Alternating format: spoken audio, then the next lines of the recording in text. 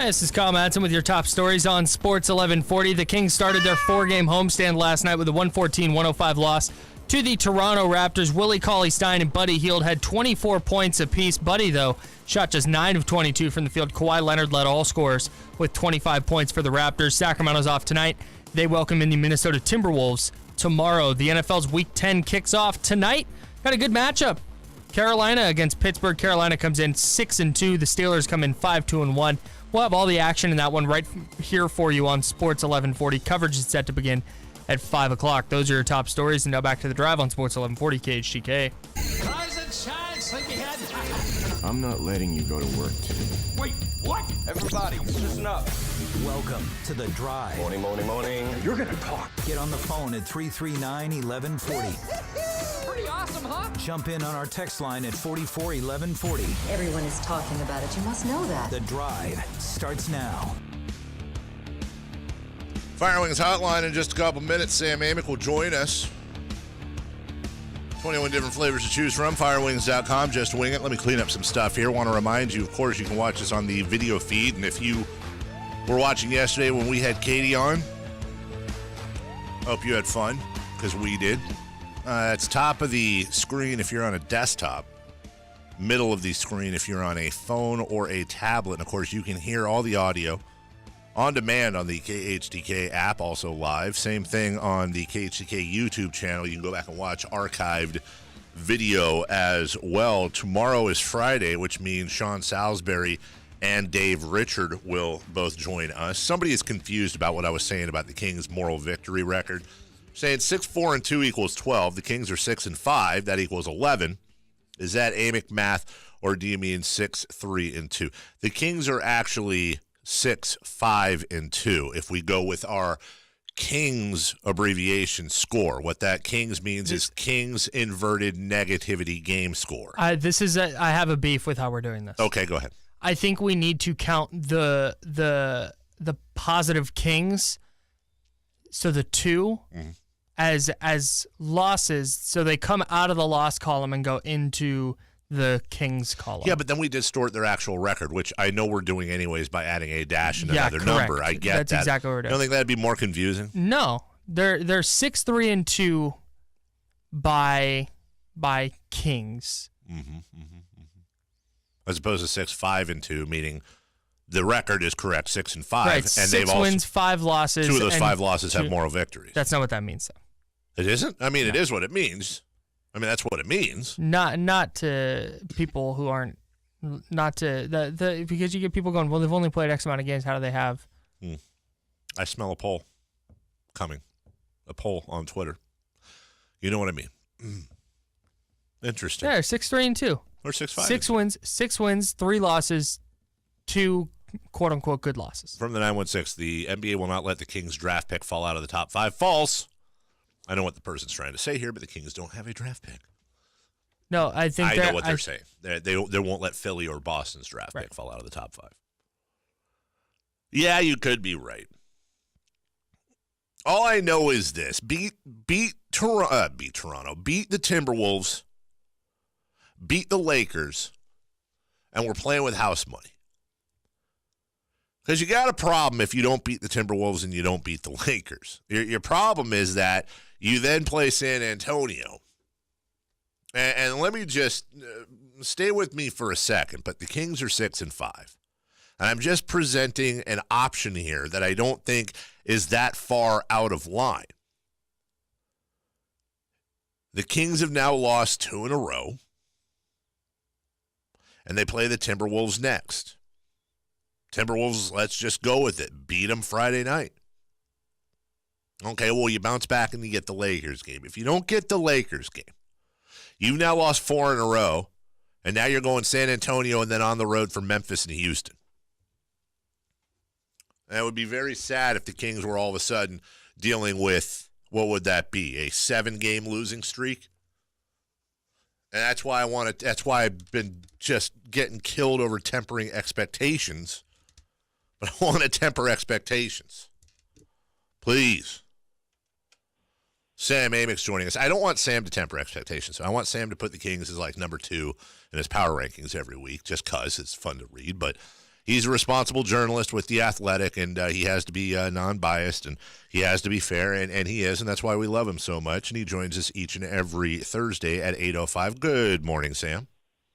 Good morning, Dave. How we feeling, my friend? I never know how to answer that question, Sam, because I don't know how you're feeling, and now you put all this pressure on me to try to decide.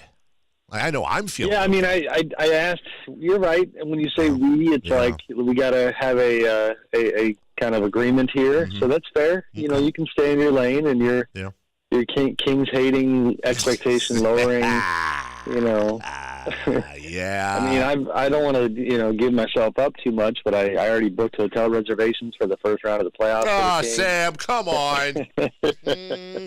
Hey, 6-5, 11 games through the season, though. I don't think any of us were picking that to happen. So we're still kind of, use the same term I just used, we're still kind of on house money right now. Yeah, no, the overall picture is really good. And even last night, I got my first regular season look at them. I was at the game, and I mean, it's a low bar because of the history, but it was a competitive NBA game. You know what I mean? Like nobody. No fans in Kings jerseys were forced to walk out of there with their heads hanging low and feeling like it was an absolute joke that they spent their hard-earned money to go see that game. I mean, it was a game until late. I was just kind of cheating, knowing that you and I were going to talk and looking at the box score, and it's like, all right, you still have the young guys putting up pretty darn good lines. Bielitsa not giving them what he's given them for most of the season last night. Willie Cauley-Stein, again, just putting up the types of numbers that were not normal last year. So, I mean, the Raptors listen, man, they're in the conversation with the Warriors right now. I mean, they took care of the Lakers, and then we're up 41-10 on the Lakers when Kawhi didn't even play. So, I mean, that's a really good team they played last night. Was it just as simple? I mean, I say it's just as simple. It's not simple, but you sub Kawhi Leonard in for DeMar DeRozan, and do we look at this start? Is it too early to say that the reigning coach of the year being fired might have been the right move for Toronto, and it's one of those things that you just don't know unless you're Masai Ujiri and the rest of that squad, and there's something that's just not clicking on the inside? I mean, the answer might be yes, but only because coach of the year is obviously a regular season award. So am I willing to say, sure, Nick Nurse could wind up with Raptors could have a good enough record. The narrative could be good enough that maybe, he might be the next coach of the year, which would be something. Maybe, but I mean, the more specific stuff that I've heard about, like one that got a lot of attention early on is that Nick Nurse did not want to play Serge Ibaka and Jonas Valanciunas together. And so he staggered them. And that was the type of wrinkle that a new coach is going to come in and try to do. And Dwayne Casey would often play those guys together, and it just, the numbers were not good. They were not complementary. And so those are things that you can hang your hat on and that he can feel good about. I mean, the other element of their situation that'll be worth monitoring is that the numbers right now look tremendous, but I feel like in fairness to DeMar DeRozan, we can't forget that the numbers were just as good last year when it comes to this team and their record and their offensive rating and their defensive rating. And then I love Kawhi's game, but I still find it, a little troubling that he continues to have health stuff. I talked to him yesterday, and, he sounded like he was a guy who was still dipping his toe back in the full-time competitive NBA waters. So, I mean, if he's healthy, then they're one of the best teams in the league. If he's not, it's a whole different story. Sam Amick of The Athletic with us. Before the season, I thought, and I think most people did, that this was another year the Warriors would win the title and maybe the greatest team ever assembled, and a lot of that, rides on DeMarcus Cousins. But I think the prevailing thought was that in the East it was a Celtics 76ers race, and maybe Toronto would fit in. And I might have been wrong there, Sam. I'm sure I was, but are you fully on board with it? It is a true open 4-team race with Milwaukee and Toronto adding to Boston and Philly, or is it too soon? Yeah, I think so. And of that group, I've got the most doubts about Philly. Yeah. Right now, they tried to take the long view and are trying to take the long view in developing Markelle Fultz. and force-feeding him into the starting lineup. He didn't really earn that role other than being a number one pick, who obviously had a very strange rookie year. And so he and Ben Simmons are not fitting well together. J.J. Redick's role is minimized as a result. And so I think they've got major question marks. Embiid is still a beast, in doing what he does. Ben Simmons is really struggling with his jumper, which is not a shock. So Philly's got a bunch of question marks. But honestly, Boston does too. I did that whole piece we talked about last week, interviewing the Warriors and forcing them to answer the question of who they might be afraid of. And Boston was the answer for most of them. But the offensive woes for the Celtics are a real thing. They just have a really hard time consistently scoring the ball. They have fits and starts. They have, Kyrie's incredible as a scorer, but he's never going to be mistaken for Magic Johnson or even LeBron as a playmaker. And so, they have the best defense in the league, but then offensive question mark. So, the East is pretty open, and the Raptors thing goes way beyond Kawhi. Their depth and what, Pascal Siakam doing what he's doing is a nice development. And, it's kind of fun to see a different landscape in the East with LeBron, obviously, in L.A. Sam, I want to go back to the Celtics real quick. Is it for them just a matter of having too many good players and not knowing how to distribute those shots? I think partly, yeah. There's to have an embarrassment of riches, is a good thing to a degree. But, it goes back to the old thing, Kyle, of there's one ball and there's only so much space on the floor. And not only that, you have the human factor. I think you have, each individual player and the comfort level that he has or doesn't have with his role.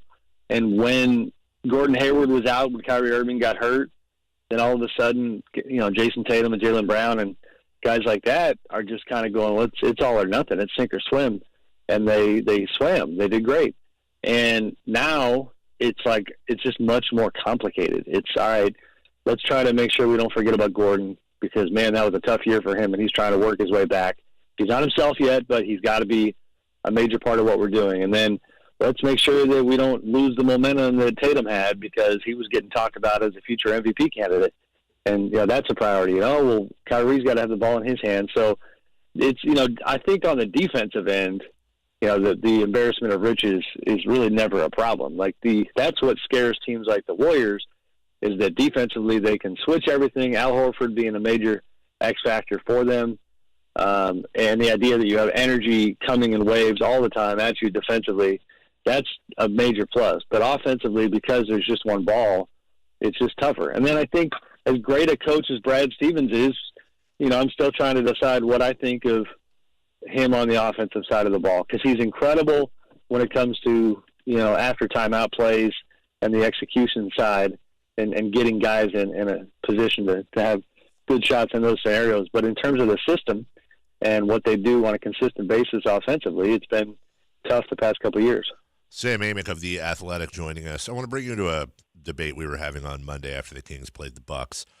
If everybody in the NBA became free agents and you owned a team, and just take contract out of the equation, but age in, obviously, is Giannis Antetokounmpo the number one pick in that draft?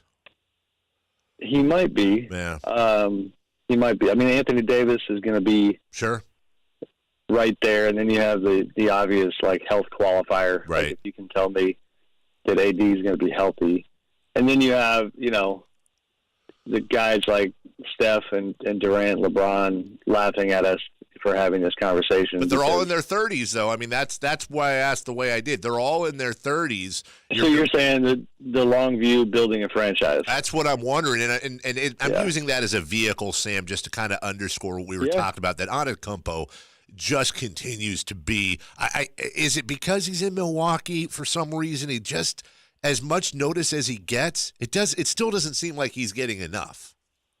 Yeah, that I went back because I think when we talked, I had not watched the Kings-Bucks game, and I went back, and I love that. I said, do you have League Pass? I assume you do? I do, yes. Okay, so they have that.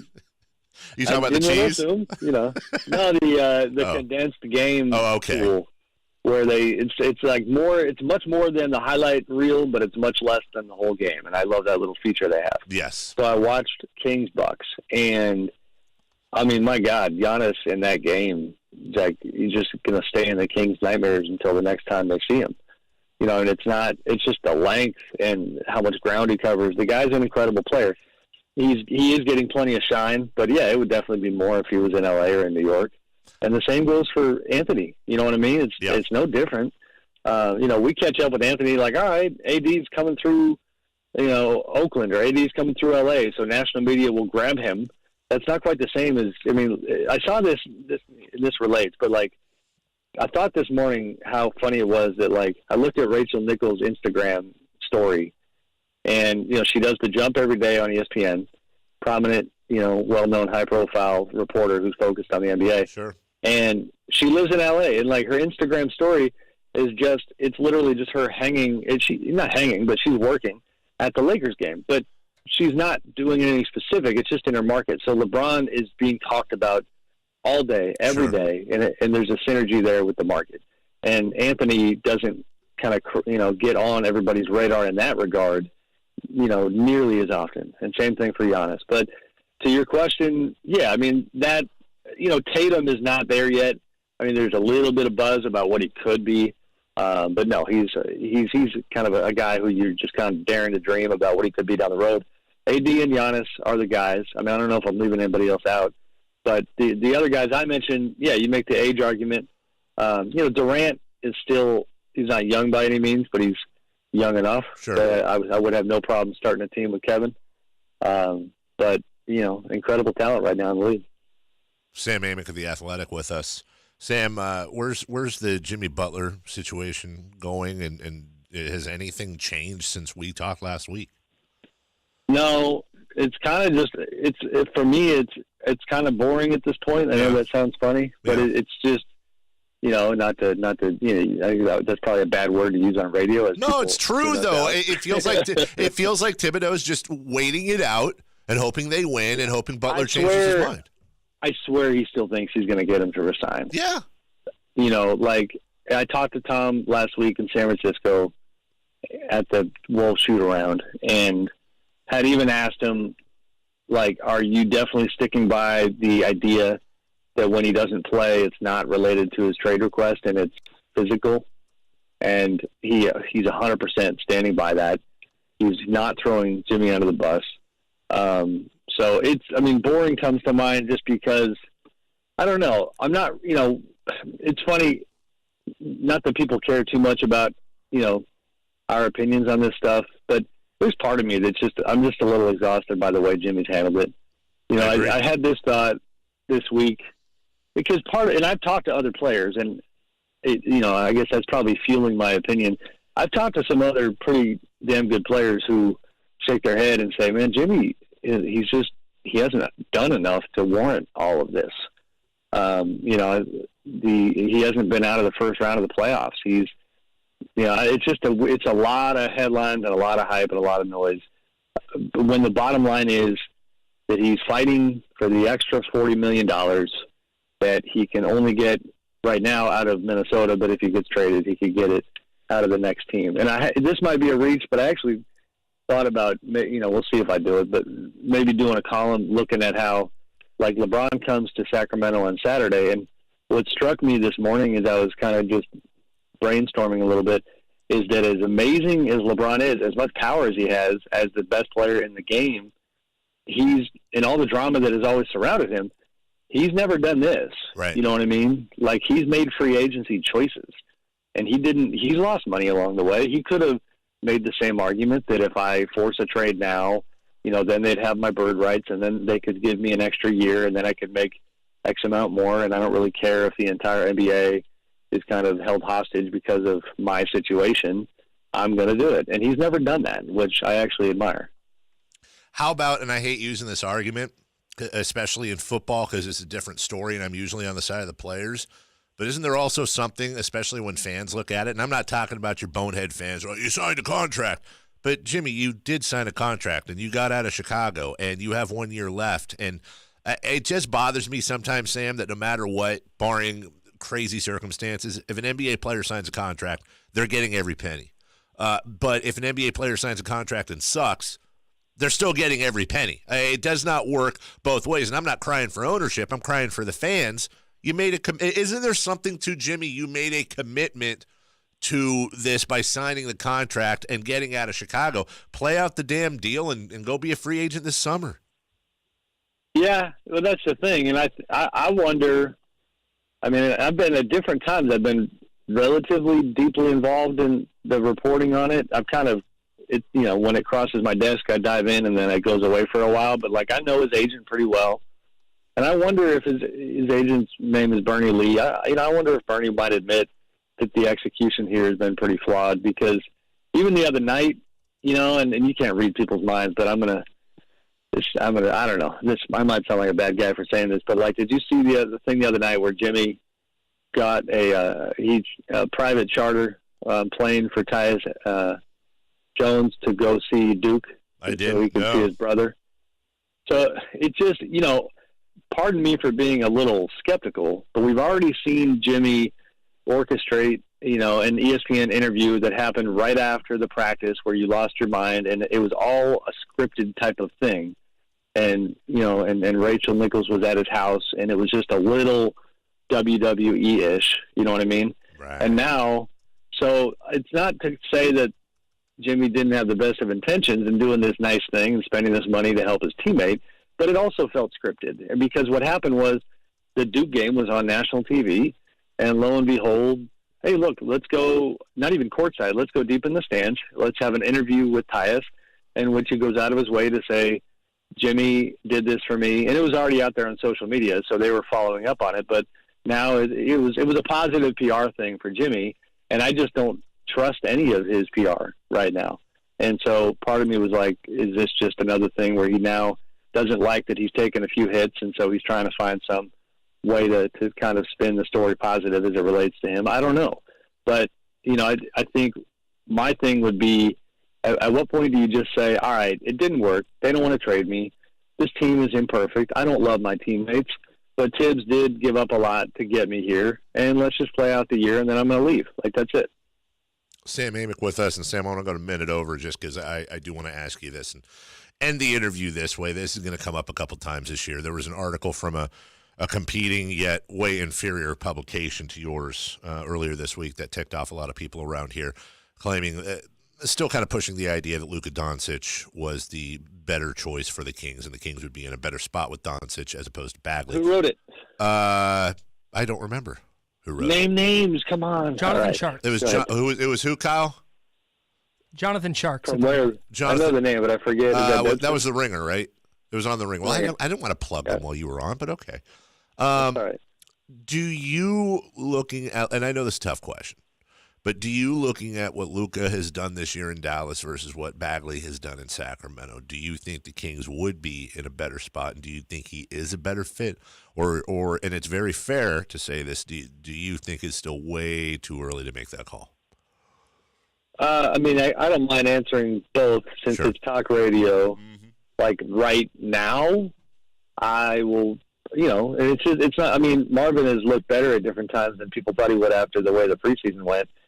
Right now, yeah, I would say the objective fan in me would prefer to see Doncic on that roster, and thinks that it would be a better fit. I think that partly the way the league is, or where the league is now, and being so perimeter oriented, and the potentially exciting combination of De'Aaron Fox and Luka would have been pretty electric. Now, it's I don't think Luka wanted to be here, so that's a problem. But I also don't think the Kings can blink every time somebody doesn't want to be here. Now, the bigger picture, the truth is I don't know. Ask me in 2 months when Marvin's on a tear and Luka can't do anything, then that's the tough part of these guys' jobs when it comes to front offices and coach, and and this is part of the deal, is the scrutiny that comes with it. But that storyline, was going to be a lot louder than it has been if they didn't win games. I was admittedly already contemplating trying to dig a little more on what exactly happened there, why exactly didn't they take him, And maybe I'll do that down the line. But that noise and that whole subplot got, quieter because they've been a lot better than we thought they were going to be. What's coming up from the Athletic and Sam Amick this week? You got anything in the hopper? Yeah, this afternoon, it's been a few days since I pumped something out, but this one's kind of fun.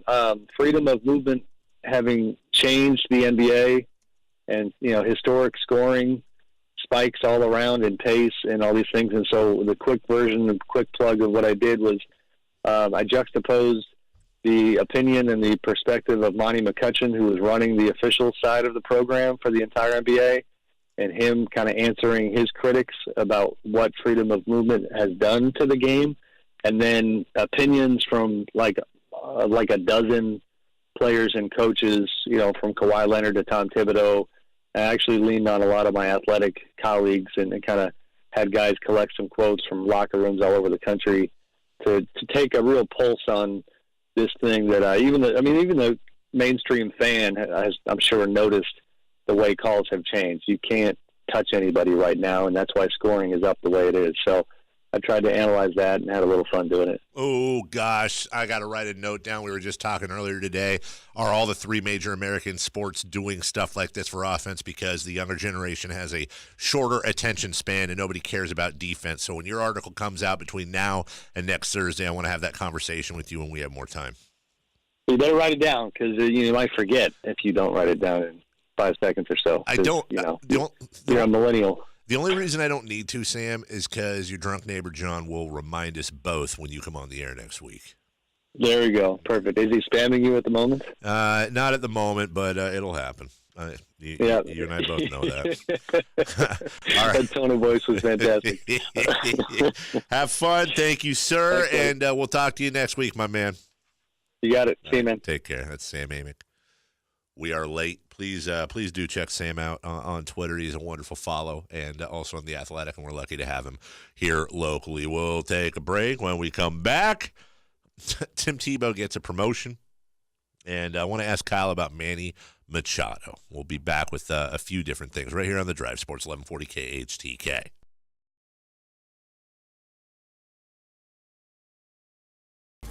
Hey, this is Kyle Madson with your top stories on Sports 1140.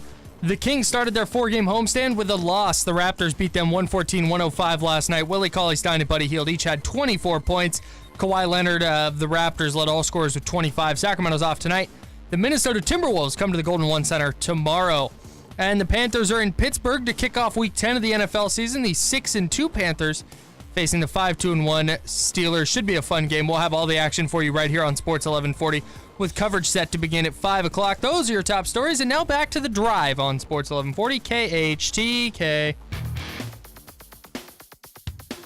Here we go. The Drive continues now. Yeah.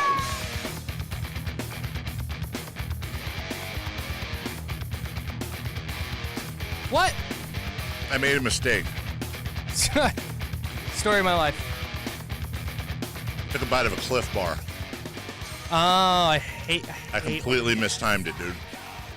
I always do that when, like, the last spot before the update starts. I'm like, I can get a bite of Cliff Bar in. I can't. Cliff Bars take forever to chew. Problem is, I finished my drink. I got nothing to Cliff wash Bars are it very down with. dry. Kyle, This is my update. what do you got going on today?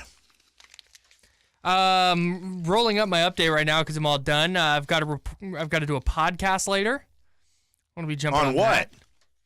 On what? On the internet. I do a podcast called Undraftable. Don't you do a? Gonna be doing that. I'm gonna Don't be you do doing another some writing podcast? for Niners Wire. Can I say that on the air? Do you talk about your other podcast on the air or no? I haven't. You haven't? But we can. Can we? Do we know for I have no problem with it. it. Do we know for a fact we can? No. And it won't make anyone angry? No. Okay, so let's not talk about it. Can you find that out? Because I'd like to talk about it. You know what my favorite podcast is What's that I'm that, on? Kyle? Is the Drives podcast, which is Hey. uploaded during every show. So if you have to get out of your car and you want to catch the rest of hour 1, you can do so right away. And then you can catch up immediately on hour 2 and hour 3. Mm-hmm. Download, subscribe, rate, review, 5 stars. Tell us how awesome we are. Yeah, we never. Damien does a good job of that. We never ask that. We never solicit reviews. We should. Yeah, rate, review us on iTunes. What'd you say? Rate and review us on I thought you iTunes. said rave and review. Okay. Well, give us rave reviews. No, you know, I don't like that. That's what I thought you said. I know it's not what you said, but I just review it. No, but for real, review. If you're like 1 star. Yeah. I mean, listen, if you think the show sucks, write it down. I'm let fine us with know. that. We are open to feedback. I don't want the 50, 5 stars. You're the best. Wow, my favorite show on radio. Like, if it is, great. Great. But if you are like, mediocre show, I listen sometimes. I hate the cat. What cat? The kitty that we haven't named yet. Oh, yeah. Our family friends tried to get my daughter's guinea pig died about 7 months ago. R.I.P. Yeah, peace out, guinea pig. My daughter's friends. Where are you going, Kyle? I'm telling you a story. Jeez, the story is revolving around you. That the guinea pig. They're trying to give us a guinea pig because their son's allergic. This is a true story, and I had to turn it down because the deal was that in order to get the guinea pig, we had to keep the guinea pig name. Guinea pig's name is Steph Furry. This was an actual argument at my house because my daughter wanted the guinea pig. That's awesome. Our friend's kid is allergic to the guinea pig, and they're trying to get rid of it. Okay, well, let's try it. You can just rename it. They're not going to come to the house, and guess what? The guinea pig doesn't know its name. It's not like if you start calling it Brandon that it's gonna start. Brandon the guinea pig. Hey, that's actually one of my favorite bits is when people name their animals normal people names. Absolutely. Hi, this is Fred the dog. Hi, this is my cat Bill. You have to have an animal name. I saw these Boston Terriers on the internet. I'm obsessed with Boston Terriers. Brandon. Damn, dude. I'm sorry, but I've never heard that. I don't know why Brandon the guinea pig is really funny to me. Anyways. Yeah. But it's not gonna like start like answering to a new name or something. Just call it something different in your house. When I adopted my cats, my cats are Catrick Willis and Steph Purry.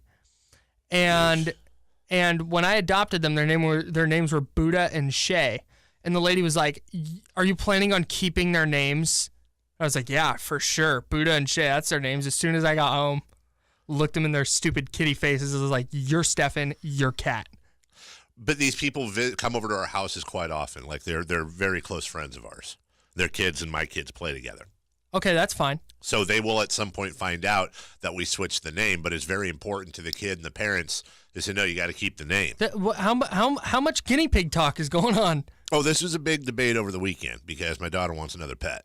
Okay, so get the guinea pig. Yeah. And be like, "Hey, they want us to call it Steph Furry. We're not calling it that. We're calling it Brandon." But when they come over and they're like, "How's Steph Furry?" You can be like, "Oh, good." I'm honest to God going to go home. I'm honest to God going to go home and I'm going to. Oh, okay. We're not breaking. I'm honest to God going to go home and say we can have the guinea pig if its name is Brandon. I'm absolutely okay with that. Tim Tebow got promoted to AAA by the Mets. I couldn't care less. Hello? Hi, sweetheart. Hi. Hey, we're on the radio. And I'm at work. Okay. So what do you want? Well, hi. Hi. Hey, by the way, a big giant piece of your hair was on the back of my sweatshirt today. A giant hairball. Just okay. FYI. What, are you going to, yell at me later or something? Yes, I'm just going to unload. Hey, you know the thing about the gerbil and Avery and our friends and the whole thing? What? The guinea pig. It's a guinea pig. Guinea pig, whatever. The rat. Oh, my God. A gerbil is way different. Okay, whatever it is. And how I don't want it if it's named Steph Furry. So Kyle and I came up with a thing. We can have... Avery can have the guinea pig, but we have to rename it Brandon. Why? Literally, because Kyle threw it out as like a random name, and I think it's hilarious. But it can't be. Brandon is a funny name for a guinea pig? Think about it. Look a guinea pig in the face with all its furry facial hair and call it Brandon and try not to laugh. Brandon the guinea pig. Come on. Like, real people names for animals are hilarious. So she can have the guinea pig, but we got to call it Brandon. But I don't want that guinea pig. Oh, you don't? Why? Oh, game changer. I don't think it's very cute, to be honest. Now picture it with the name Brandon. Is it cuter now? Yeah, Brandon the guinea pig. I mean, it's slightly cuter, but it's still not cute enough. Well, tell that to the guinea pig when it's languishing in the pound. Do they? Can you do that? Are there guinea pigs in pounds? I think you just let it go. Euthanize guinea pigs? You just release it into the wild. I think it goes to, what do we... Be free. Be free, Brandon. Be free. What did we tell her when the first... What was the name of her hamster that died? Mingo? No, the first one. That was Mingo. Mingo? Giblet was the other one. What about Hammy? Hamster? Yeah, I said Hammy. You guys are like a hamster slaughterhouse. That was our first round of death with the kids. I don't know how old they were, very young. And so we told her that Hammy went to the, the hamster farm? Yeah. Yeah, with other hamsters. Sure. We still stick to that one, by the way. That Hammy is, I think that's what happens. Don't they just take the guinea pig and put it in the forest or something? I don't know. All right. Well, I'm fine with. That's the point. I was going to forget this. I'm fine with Brandon the hamster, Brandon the guinea pig. Well, I'm not the one you have to sell that to. It's Avery. Because she's going to want to name it something cute or weird or dumb. Right. Get Avery on the horn. Yeah, are you with Avery right now? Oh, she's at work. Well, she doesn't have a phone because her daddy won't let her have a phone. Oh. Yeah. Yeah, her daddy won't let his 11-year-old daughter have a phone. Sue me. For emergency purposes. She can emergency naming a guinea pig. Exactly. What did you and I do when we were kids, Melissa? Did we die because we didn't have a phone? No, but you didn't have a guinea pig named Brandon. You had a pager when you were 11? No. Yeah, exactly. Get out of here. Next thing I know, at Avery on Twitter is going to be, direct messaging with little Zan or whatever that guy's name is. I'm good. Sorry. Okay. All right, I love you. I love you too. Okay, Brandon the ham. Brandon. All right, I love you. Okay. All right, bye. All right, bye. We'll take a break. I think that went well. Well, yeah, except now I got to sell my kid. Don't isolate that. When we come back, Tim Tebow got promoted, and I still want to bring that up. We have what's on tap, and would Kyle sign Manny Machado to his team? This is Drive, Sports 1140 KHTK.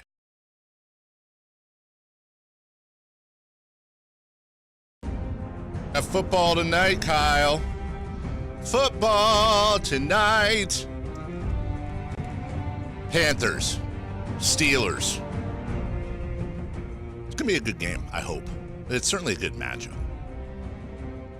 Matchup of a second-place team in the NFC, first-place team in the AFC. I think they're very similar in terms of they're both good enough to scare the top teams in the league, where the Saints and Rams will go into the playoffs going, we don't want to see the Panthers. Yeah. And the Chiefs and Patriots will go into the playoffs going, we don't want to see the Steelers. But I'm not putting money on either the Steelers nor the Panthers to win the AFC or the NFC. No, they just seem like those teams that are not going to be easy to get over. Yeah, where if the Panthers wind up in the NFC title game, it wouldn't surprise me. It'd surprise me a little bit. If you combine the Panthers and Steelers rosters, would they win the Super Bowl? Yeah. Okay.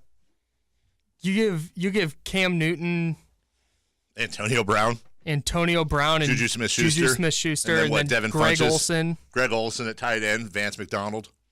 Can you imagine the two-back sets they could do with like James Conner and Christian McCaffrey? Oh my God! And then what if they got Le'Veon Bell back?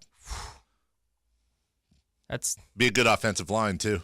And you would be able to cobble enough pieces together on defense to put together a really good defense. We're so stupid. Today's drive question of the day: if the Panthers and Steelers combined, what would their record be Would they go undefeated?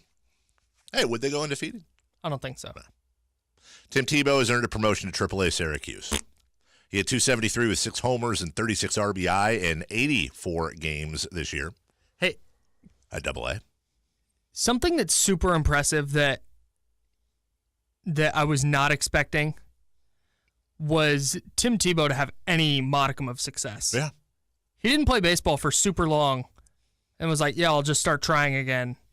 And hit, what'd you say, 287 at AA last year? 273 in 84 games. He hit 301 in June and 340 in 15 games in July, and then he broke a bone in his right hand, his hamate bone, yeah.